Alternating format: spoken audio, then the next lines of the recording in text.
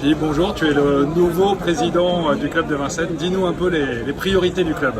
Oui, donc j'ai pris les rênes du club de Vincennes depuis 4 mois et on a donné 3 priorités essentielles. Le premier, c'est effectivement de retrouver un nombre de licenciés qui soit à la hauteur de Vincennes. On a perdu depuis 3 ans à peu près 200 licenciés sous ma mandature, donc j'espère retrouver ce nombre de licenciés.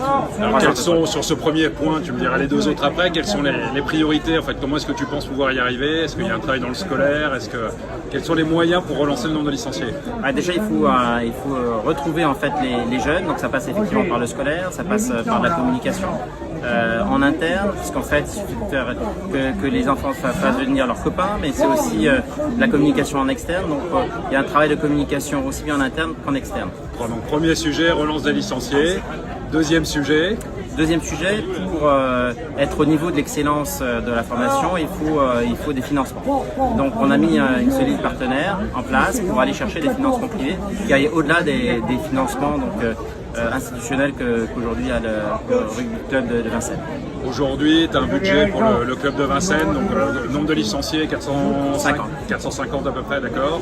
Ouais. Tu as un budget de l'ordre de combien? De 250 000 euros. D'accord, donc tu voudrais l'augmenter un petit peu? Oui, l'objectif c'est de gagner entre 30 et 50 000 euros.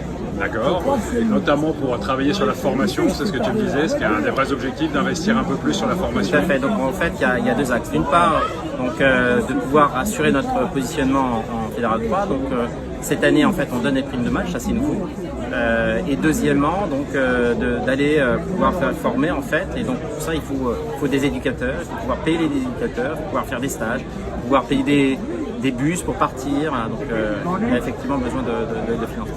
Et alors le troisième axe du projet, ou la troisième priorité? La troisième priorité, c'est diversifier les pratiques. Donc aujourd'hui, on a une très belle section R5, on a une très belle section féminine, mais qui stagne un petit peu. Donc ça, c'est nécessaire aussi de redynamiser cet aspect des choses. Tu me disais notamment sur le rugby à 5, tu voudrais avoir un peu plus de féminine, donc de parents de l'école de rugby par exemple? Tout à fait.